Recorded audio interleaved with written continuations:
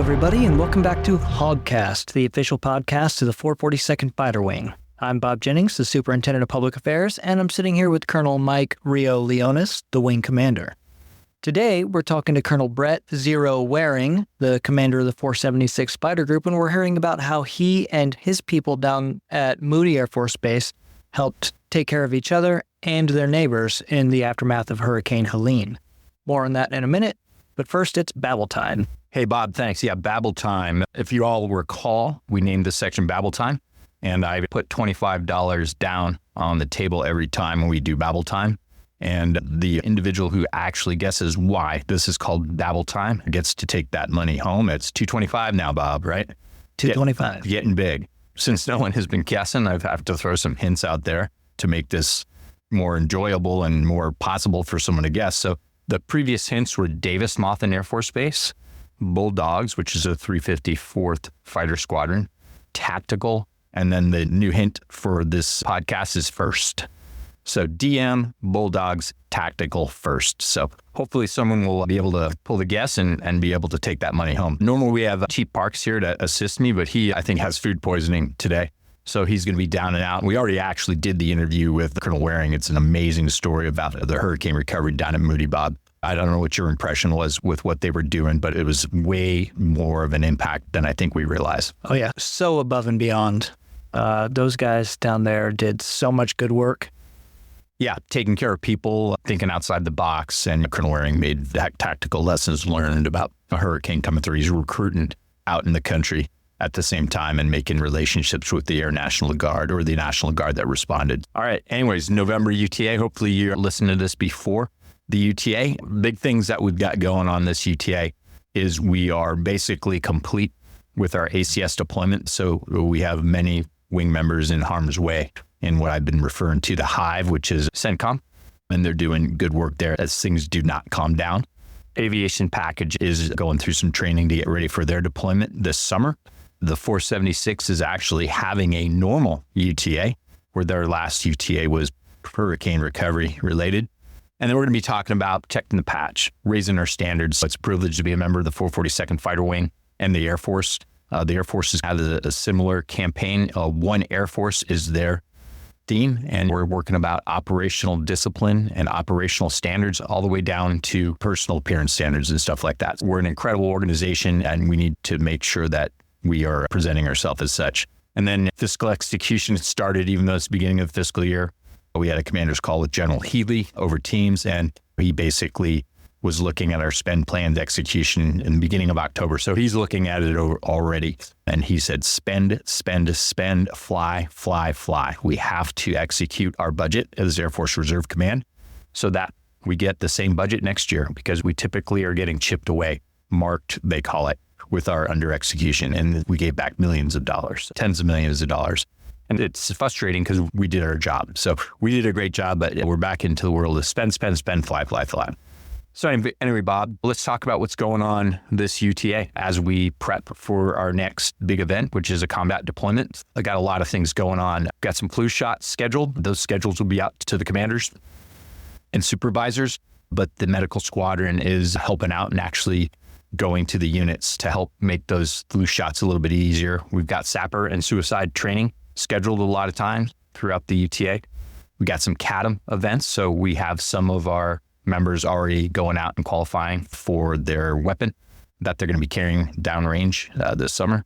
Chaplain has a whole bunch of events scheduled. Again, that will be on the TNP, and it will also be distributed to commanders and supervisors.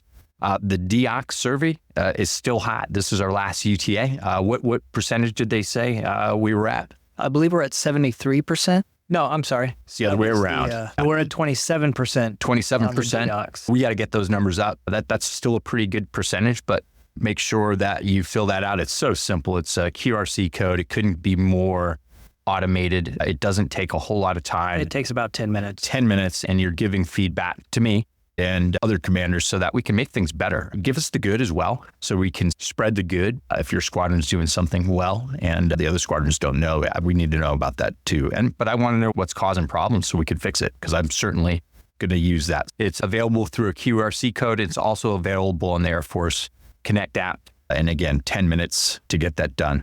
And if you read some responses that are just extremely hurtful and personal attacks, they're probably mine. Tracking I'm tracking those. I deleted those, Bob, because I knew they were personal attacks. I understand why you have personal attacks against me, though. Anyway, so we just got great news that our IGI, so our Inspector General position in charge of inspections, got classified as a GS-12, which I'm always skeptical of the classifications if they're going to come back where I want them. And that's where I wanted it.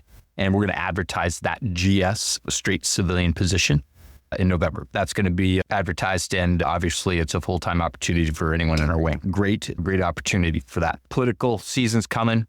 The election's right after the UTA, and there's some do's and don'ts. The best way obviously I want you to vote, but there's certain things you can't do. You basically can't represent yourself as a military member in favor of a agenda of candidate. Can you elaborate a little bit, Bob? So you can go to political rallies not in uniform. You cannot, like the boss said, represent yourself as a military member on behalf of a candidate. You also want to watch what you say on social media, because often your profile is connected to your military service. So if you're out here on Facebook trashing a candidate and people look at your profile picture and it's you standing there in uniform, that can paint a bad image. One thing you can do to help mitigate that is always use the disclaimer, this is my opinion and does not reflect the opinions of the Department of Defense, the Air Force, or the 442nd Fighter Wing. But definitely go vote. I don't care who you vote for, as long as you do it. People died to give you that. Good point, Bob. And it's almost an insult to them if you don't exercise it. Yeah, that's a good point put it. Our flag and our Constitution is built on the blood of others, and certainly we need to execute our civic duties. So good stuff. Just remember to try to dislocate it from your military service, and certainly vote. We also have some developmental opportunities. We're having a top 3 meeting and some other opportunities. Warthog University, where the chief is going to get out and make sure that we hear what he wants to take our wing, how he wants to take our wing forward in regards to airman development. And he's got some great experiences and some great ideas. I wish he was here to talk about them, but I think he's down and out. I think he had a rough night. Food poisoning is never fun. Anyway, so that's pretty much what's going on in the UTA. Last UTA, obviously, we had an incredible family day and some other awesome events that went so well. Can I interject a couple absolutely, of things? Bob. What else? Do you got some other things I'm missing? Yeah, so in PA, we do a lot of talking about what other people have going on, but finally we get to talk about something that we are doing this weekend. Sunday from noon to 3 p.m., that's 1500 for us military types, we are going to be doing a mass walk-in official photo session. So if you're listening to this on the way in and you didn't bring your blues with you, don't worry. We're also going to be doing it again in December because we know it's such short notice. A couple other interesting things we have going on the front page of our website at 442fw.afrc.af.mil. We now have a community bulletin board where anybody can post a flyer, an invitation to an event, a notification, of course, moderated by PA. Use your polite words, please. And everybody will have access to that bulletin board and everybody can see what's going on. We've also got a new tour request form on the website and also a public affairs support request form on the website. Don't be surprised if you come to me and say, hey, Bob, can I organize a tour for this person? Or, hey, Bob, can you come shoot my retirement? And I say, I would love to, just go fill out this form first. Good. Yeah, great way to get things that PA supports through the webpage. And that's great, Bob, and it's looking good. So some things before I get into what's going on in the world in our future is, we're going to do the Angel Tree again this year, which is basically a virtual gifting process that we've set up. And we're going to start programming that. And we'll get the shirts involved in that. So if you're interested in submitting for the Angel Tree, or if you're interested in giving gifts for the Angel Tree, make sure you're coordinating with your commander and your supervisors. And then we're also going to be giving out Thanksgiving baskets here. We had a huge gift from our honorary wing commander, Mr. James Elliott, and he was able to coordinate that. And he was able to get that program, because things are way more expensive than they were in the past, especially food. And he was able to get our airmen help they needed for Thanksgiving. And we're going to get those together. I think the first sergeants, the key support liaisons, and commanders are helping with that.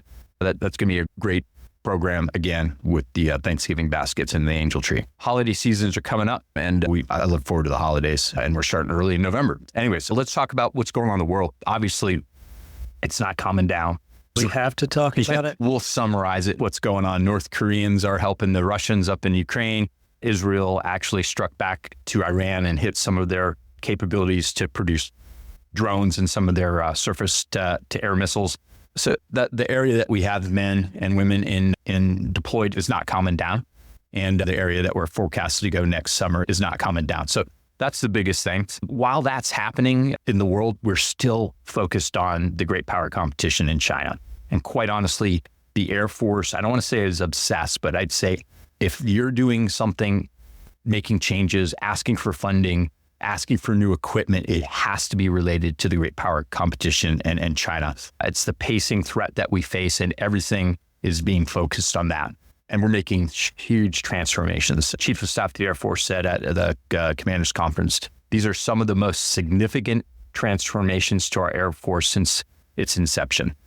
And we're following through. And we're following through on force structure changes. We're following through on developing our people, following through on generating readiness, projecting power, and develop capabilities. So not only are we saying we're going to do it, but we're making sure we go through that and get it done. So that was something that he was very clear at our conference that we went to, Chief and I, in September.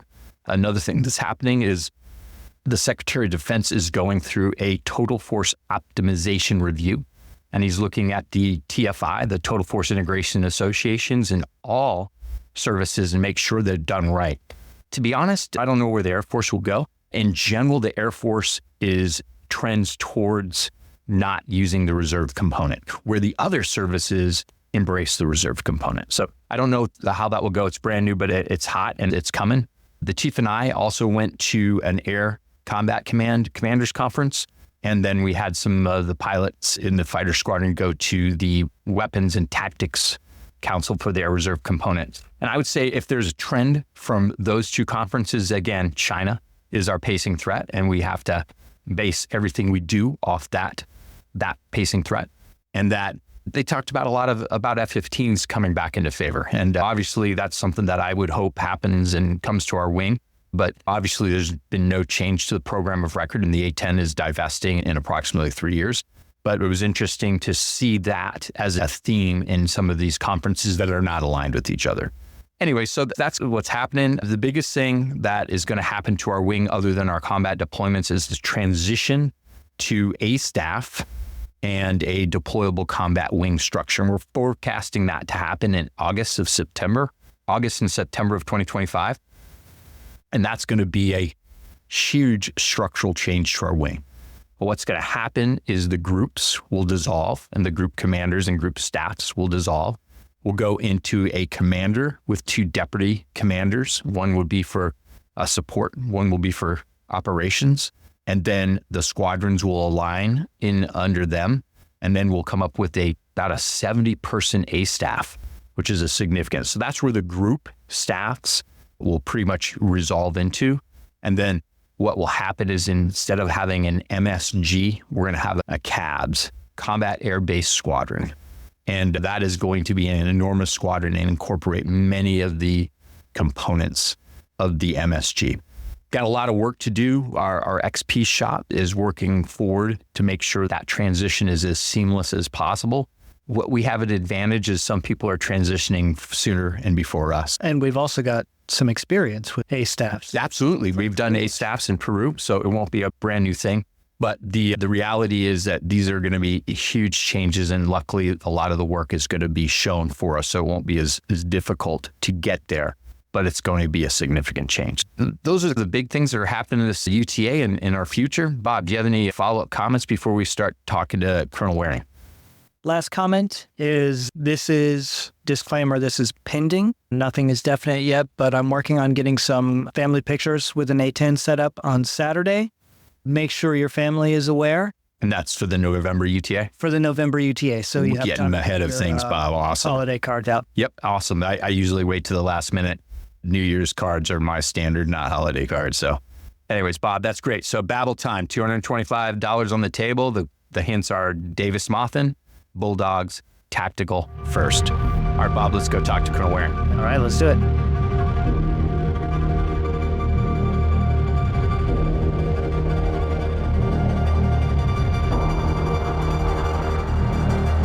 Good morning, 442nd Fighter Wing. Today we got a very special guest. It's the commander of the 476 Fighter Group down at Moody, Colonel Brett Zero Waring. He's done great things down there as a commander, but we're going to talk about some exceptional stuff he did in regards to the hurricane which hit their base on the evening of the 26th of September. I know Colonel Waring from way back in the 90s. Yes, it was the late 90s, but it was still the 90s when we were in Korea together. And I was a captain, and Lieutenant Waring was a lieutenant and a budding fighter attack pilot. And we had great times there, and we're having great times now working together as commanders of two awesome units. So Zero, welcome. We got Chief Parks here as well, and of course Bob from PA. And we're going to talk about what you guys did and what you guys went through on the 26th of September down there. Why don't you talk about the preparation as this storm was coming at you, how long that was? Because I really didn't, I knew it was coming and I was obviously concerned, but I didn't really go 100% comms with you until probably around 8 p.m. on the 26th, and we started texting and talking as you were about to get hammered by this hurricane. So why don't you talk about what your group went through preparing for this storm? So the first thing that usually starts happening, we get, since hurricanes are a fact of life down here in the southeast, our weather team with active duty during the weekly stand-up meetings will always brief if there's any disturbances or chances of storms building out in the Atlantic or in the Gulf. And so they've been tracking this one for a little while, even before it was a named storm, and she just had a number associated with it. And they started realizing about a week out that conditions were very ripe to take this loose scattering of thunderstorms. Sometimes when the hurricanes come through the Gulf, they'll go right down Cuba already as a formed hurricane before they turn north. And this one was just a big collection of thunderstorms over the island of Cuba. Yeah, I remember so that. It didn't really look like much, but everybody kept saying the atmosphere was correct, the water temperature was correct, that this thing was just going to start spinning and it was going to come straight at us. We started getting that heads up about a week out, and then we could start to see the development and what they call the spaghetti models of the potential track start. They start off as a loose span, and they eventually start coming together, and we realized that once again, just like we had with Hurricane Idalia, just about a little over a year ago, this one was coming straight for Valdosta. And the joke around some of the folks, we get a little gallows humor, is when the Weather Channel shows up in your hometown, you're in for something. Yeah, so, yeah, actually, I remember that. Yeah, 2 years in a row, and family, friends all across the country start saying, hey, we see Valdosta on the Weather Channel. We're like, yeah, here it comes. So we started to get that heads up. We started looking at, from the active duty weather forecasters, what the peak gust winds are going to be, what the sustained winds are going to be, and then they start analyzing what the infrastructure on base can support in terms of how many aircraft are going to have to get hangared for the C-130s, HH-60s, and the A-10s. Luckily, this time, one thing we had going for us was one squadron was already out of town, so there were a lot of jets already off station, which then helped us put a lot of them in the hangars. Yeah. So whatever the hangars couldn't hold with aircraft plus deployable pallets that weren't yet loaded up that were still getting ready to go downrange, all of that had to be protected somehow. And after all of that was said and done, they made the decision to move 16 airplanes for the A-10s plus some C-130s and HH-60s to Columbus Air Force Base, where they would ride out the storm. The winds and the rain for that location looked like it wasn't going to touch it. Yeah, I remember that storm. Everyone was freaking out about it, and it was just, like you said, a mess of clouds. It wasn't even a tropical storm, and then I think it formed pretty much by the Yucatan and then just boomed and came right at you. I didn't believe it, but it obviously came. And you talked briefly, but you guys are in the midst of a deployment. You had just recently, supported the 74th with their fly-off. And you also had people that were scheduled to get on main body to include 476 members to support the 23rd, not deployable combat wing. I think the deployable XAB, or what they're calling right now. And I remember you told me that here we're coming up with a plan, and then didn't the active duty MSG commander kind of drop a bomb in one of the HURRAVAC meetings? You had like a hangar plan, and the MSG commander said... Yeah. So obviously the hangars, everything here on Moody are a little bit older. It hasn't been really renovated. Everything's going to get really renovated to bring the F-35s in here. But they made the statement of the hangars are supposed to be good up to, I believe, 110 miles an hour. And somebody said, we don't think that they are quite up to that anymore, which then the maintenance group had already started putting because we had enough hangar space to put everything into a hangar. And then after that discussion, now we got to go back to, okay, now we need to move airplanes off station. So that did change the plan almost last minute. I thought that was funny, that the bomb that the new MSG commander dropped, because those hangars had survived a couple hurricanes in the past, obviously. Yep. So flew off 16 Hogs and then a number of C-130s. I assumed you guys supported the fly-off. You didn't have any pilots that actually moved airplanes, correct? No, we didn't. But every time that this has happened, if they need the pilots, we've got guys available. And one of the things that Team Moody does really well now is, in the past, you would hear about when you have a HURRAVAC that the pilots are all going to take their airplanes off and they're going to be out of harm's way with the airplanes, which is not really ideal for the family staying behind, right? They have to ride out the hurricane while their pilots are off station. Now what we do is we move the airplanes and the C-130s follow so that they can pick everybody up and bring them back home, so that everybody rides out the hurricane with their families, which is it's no kidding a game changer. Yep. So that gives everybody that knowledge that, I can get the jet off station, but I'm going to be here when my family needs me as well. So you get more volunteers that are willing to step up and help out as required in that kind of situation. Awesome. And talking about being as a family member, you had people that, not necessarily reservists, but members of the Air Force whose family had already departed and they were solo to handle this emergency without their family member. Real interesting. Where'd you guys go? You went to Columbus, is that correct? Yes, we did. That's where we sent them. And then you got the airplanes back approximately 2 weeks later to include air spares that were supporting the fly-off to the combat deployment. Yeah, I think it was October 10th that they finally started coming back, the 9th or 10th. And then we resumed operations here on Tuesday the 15th. Yeah, so a pretty complex situation going on with the deployment, executing, and then this hurricane come through. So prep obviously occurred. And then that night, I remember a Weather Channel was in the coast, right where it made landfall. And then their next, I guess you could say, point of interest was Valdosta. And I remember you and I were texting back and forth. And I remember around midnight, boom, the power went out live on the Weather Channel in Valdosta, Georgia. Talk to me about that evening and what it felt like taking shelter and some of the max winds and damage that you guys went through. I got to be real careful with it, because I think it was Jeff Foxworthy made the claim, you might be a redneck if you've ever described what the tornado sounded like. Away from the funny side of that, there are a lot of people that have tried to show their family members what it was like. And on social media, people were asking, does anybody have any video or sound of what it was like when the hurricane actually hit? And there's some really cool videos out there that we found, but most of it is not the sound. The sound it's indescribable. The only thing you can say is, for anybody who's been through a tornado, which there were a lot of those, the front edge of the system kicked up tornadoes. We were playing softball for the kids the night before. Yeah, the day prior, you had tornadoes. Yeah, game ended, and we had to take shelter in the gym because the tornado passed right there by the Moultrie High School. So that sound, and the thing that everybody always comes back to is freight train, and that's really what it is. We didn't have any trees come down right on our house or right outside our neighborhood this time. We did in the last hurricane. Our neighbor's tree fell across our driveway. Yeah. But when you see some of these trees, I'm talking trees that are like 6 feet in diameter, just snapped in half. The sound that had to be associated with that had to be absolutely terrifying. But the things, you would hear the wind gusts, and it was a little more frightening this time because you couldn't see anything. So all the sound is amplified and magnified because when Idalia hit, that was in the middle of the day. You could look outside and you could see the trees bending sideways and all that. Now you can't see anything, and then the power goes out, and it's even worse.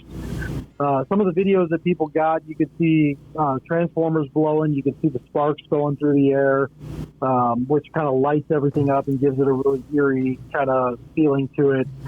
But the wind gusts, the pecans that are being kicked out of the trees sound like gunshots when they hit the roof. And you just hear that over and over. And at that time, cell service was still working, so I was able to keep tracking the hurricane in terms of when the eye was approaching and when we were going to get that initial kind of relief from it. And really, the top right side of the hurricane is always going to be the worst. That's where they say the winds are the highest.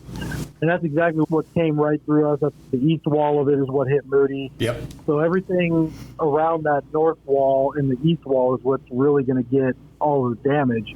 And you know, once the eye passes you, you're still in for another bout of wind on the south side of it, but it's not going to be as bad. So you're not out of the woods, but you start to see the light at the end of the tunnel. So we were just tracking. We could see exactly when it came ashore. And one of the other things we were trying to do was we were watching the wind gusts on some of the commercial aviation weather trackers, just to get an idea what was coming for us when that eye came ashore. Of is it really gusting to 100? And I was watching the Valdosta reporting site, and the funny thing was, I was like, it's never getting above 60 or 70. And come to find out, the wind sensors at Moody and Valdosta both broke.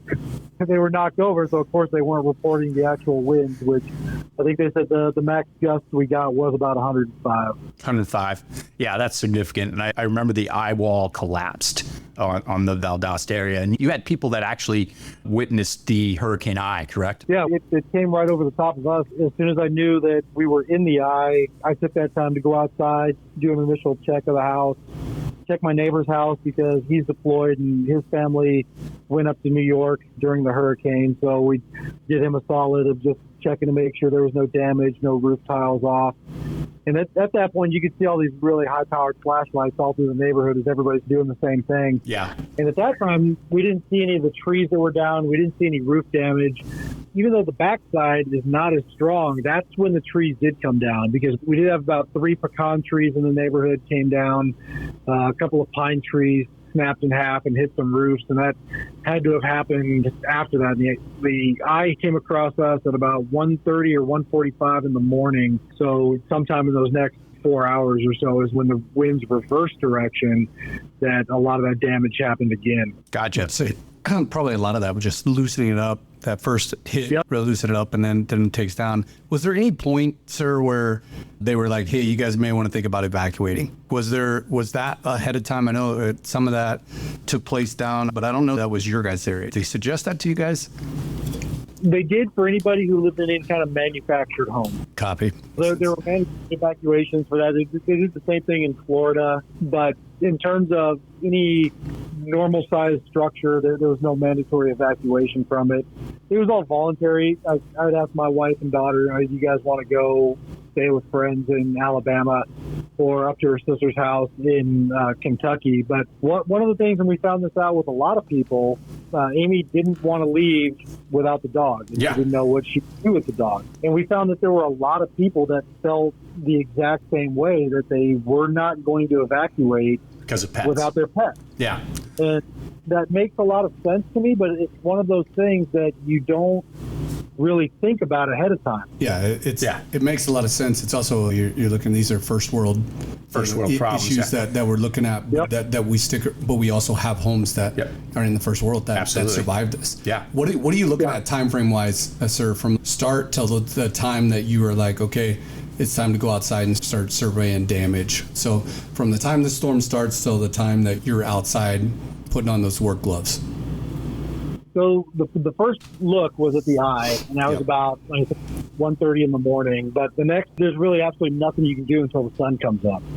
And sunrise here was around 7:15 in the morning. So until first light around 7 a.m., that's really what I told our team for accountability purposes. I said we will start that at about 7:30 in the morning, because that's when we'll probably be able to start moving and checking out with what's going on. Yeah, you had a great plan, Zero, which I appreciate. Granted, you talked about the active duty not having a playbook about this, and this happens over and over again.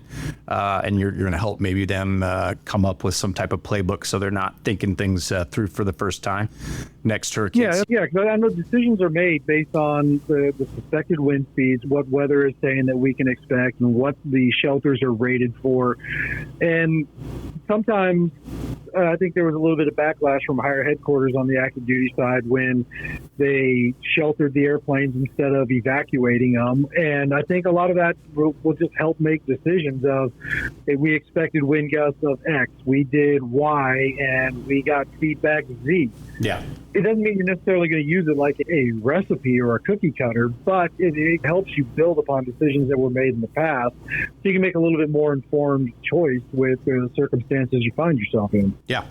Awesome. So get up that next morning, and I got the impression that you had an illusion that it wasn't that bad based on what happened in your neighborhood specifically. Obviously, there's some tree down, but your initial discussion with me was, I don't want to say it was positive, but it wasn't as bad as things mounted throughout the next coming days. True statement?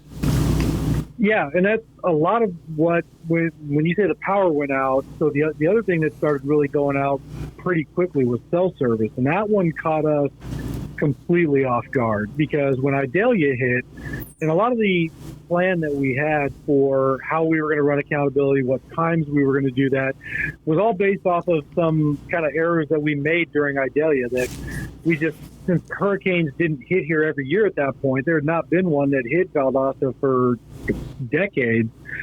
We just, here comes a big storm, and we're like, wait, we need to be a lot more formalized with this as our kind of lessons learned from that. So going into Helene, we had that structure, and we based a lot of our assumptions on what had happened with Idalia. And that number one assumption was that we would have cell service. We would lose internet, we would lose power, but cell service would still be good because it was good the year prior. Right. That was leg swept almost immediately, and the cell service was spotty at best, non-existent in a lot of places for kind of a extended blackout coverage. Yeah. I think you and I were able to text, but it wasn't real time. You'd have to hit a good zone and it would go through, and that's that. So what I thought was interesting is the morning of Friday, the Air Force Reserve Command stood up their CAT, and people reported in. I basically said, hey, I think there's a lot of damage, blah, blah, blah. And I didn't quite catch it, but the CAT got put into warm status or cold status. So the next morning on Saturday, I get up early and log into the CAT. No one's there. So I felt like you almost got forgotten about because there was no damage up in Macon, but it was bad. So why don't you talk about the next couple of days in the accountability period? We start going through, and the first thing you check out is your house, and okay, we're fine, but how are the neighbors?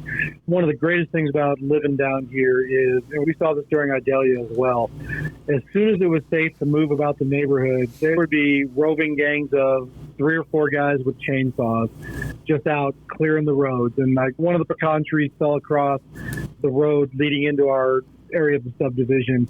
And these guys showed up and they cut that thing into pieces. And about an hour later, a guy shows up with a tractor and he moves it all off to the side of the road, and the road's open again. Yeah. And these are just guys wanting to help. They're not official, and some of them have contracting businesses, some of them have landscaping businesses, but they're like, right now it's not about making money, it's about community support. So you would see that, and then you hear all the generators firing up. So that's the song of our people after a hurricane, chainsaws and generators. Yep, absolutely. And then the word starts to come in, checking on everybody, checking with the group staff and the leadership of the 476. Hey, how's everybody doing? And you start to hear, okay, I've got some damage. This person's got it, but everybody's fine. We don't have injuries. Yep. And then you start to put the pieces together, who's got what, but there's no news.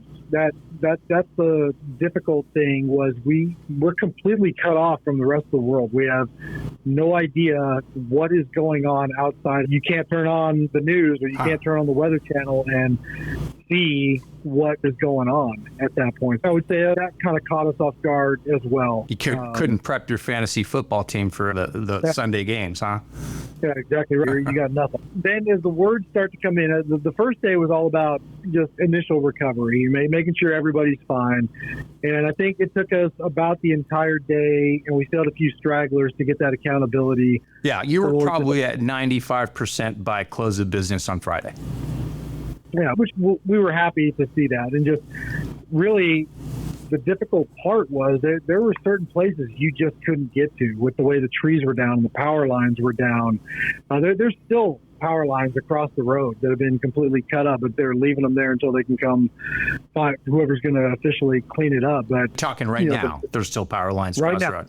Yeah. Crazy. Yeah, the road that are, still there. This is the 29th of October. It's over a month, and you still have unrepaired power lines. Copy. Yeah, so those are the old ones. They've fixed most of the major lines. Everybody's got power again, but some of these downed ones they're leaving them down for right now. Yeah, I think that was the thing that probably got me the most was when we talked on the phone with you and you started talking about the damage that you were seeing on the ground. And I started looking at some of the statistics and stuff like that with the storm. And I think that piece that kind of sometimes gets slipped is some people wrote out the storm and, hey, you got some house damage, whatnot. But it was like 99 people died in this storm. Yeah. It was bad. And you started describing the damage that it did on base and just around town. And can you walk us through that part? Would that maybe it wasn't so bad, but then you start taking a couple more steps and you're like, hold on a second, and then a couple more and a couple more. Yeah, I definitely perceived that too. Yeah. It was like, hey, we're okay. But it seemed like day 2, day 3 is like worse and worse and worse. More was revealed and more was revealed. Yeah, so it was the day after, so it would be Saturday now. So the second full day after the hurricane. This is where people were starting to report what they needed real assistance with. And our intelligence officer in the 76th, Captain Swengross, who had also been exec up here at the fighter group for a while, they have I think it's 22-acre property. It is a large property, and it's got the real thick Georgia forest with a lot of trees. Her husband hunts on that land. They've just got a real nice homestead. They've got livestock, and their driveway is completely through that forest, and it's about 150 yards long through that, and they were completely trapped in with the number of trees that had fallen. And she sent up the flag like, hey, we need help. We need somebody to help come cut us out. And another tree had fallen across the well that they've got in their backyard to supply water to the house. So Lieutenant Colonel Radican and I we were able to show up. A bunch of their neighbors had showed up by that time. Again, they had the roving gangs of helpful people out there with tractors and chainsaws, and they'd gotten the road cut out to the house so they could at least get out from the house to the main road. But then we spent probably 4 hours cutting trees off of their well that afternoon so that her husband, who is another former A-10 pilot as well, he could get the pipes repaired on it so that they would at least have running water before dark that night. Yeah. And as we drove that's when we really started to see, because they live up north of the base in the Ray City, Nashville, Lakeland area up there. And that's where on those roads, there's a few times you start up a road, you find a downed tree, you're like, I got to turn around. Can't make it. And the number of power lines, and that's where we started to see the really big trees, the ones that got 6-7 foot diameter trunks that were just absolutely snapped in half. And as we started getting up there closer, realized everything north of the base, there was absolutely no cell coverage. So whereas we had the spotty kind of intermittent service down south, once you were north of the base, your phone just said SOS the entire time. Yeah. Incredible damage, way more than I think you and I initially perceived. But luckily, you had 0 people displaced from their home. You did have, who had the worst damage? One of our deployed members, he had just left, just the newlywed couple. They bought a home up in north of the base, up around the Nashville area. But within a couple days, our crew chiefs are up there, and they're pulling out the carpet, and they're doing everything they can to help with the immediate repairs, taking care of his wife while he's downrange. And Chief Johnson had some damage as well? He did, some roof damage. Hannah Campbell had... Yep, we definitely know who Hannah Campbell is. a couple of trees came down on her place as well. So a lot of trees down, a lot of roof damage, nothing within our group that's absolutely catastrophic, although the one house up in Nashville will probably really need to be looked at. Yeah. Because some of the trailers and manufactured homes that are here around the base, there's some of them that are just ripped in half, and some of them that are just gone. So it's something you see it on the news, but when you drive by it and see it, it's a lot different. And it really hits home that there were some of us that were very lucky, and there were some people here that lost everything.